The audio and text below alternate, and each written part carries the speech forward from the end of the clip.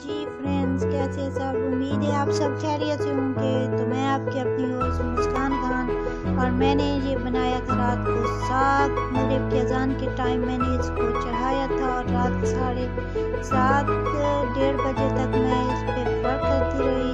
4-5 घंटे आप इसको गैस पे चढ़ा के किसी पे वो आग पे चढ़ा के 4 से 5 घंटे तक आप बेफिक्र होकर काम करिएगा, क्योंकि इसमें ये जो है ये सरसों का साग होता है। और देसी तरीके से मैंने बनाया था, सेम वैसे तरीके से जिस तरीके से हमारे बड़े दादी माँ या हमारी मामा बनाती हैं।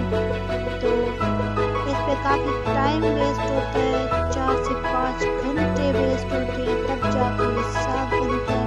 और ये आसानी से नहीं बनता, जितना ज़्यादा इस पर टाइम वेस्ट होगा उतना ही मज़ेदार और टेस्टी साग बनेगा। तो इसमें ज़ख़म भी होते हैं।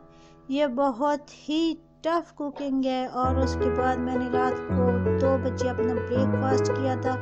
जब साग तैयार हो गया था तो मैंने फिर रोटी बनाई और साग बनाया, और फिर मैंने खाया, एंजॉय किया। बहुत ही टेस्टी साग बना था। गाइस, किसने एक तरह से देसी तरीके से साग खाया, ना ग्राइंडर का यूज़ किया मैंने।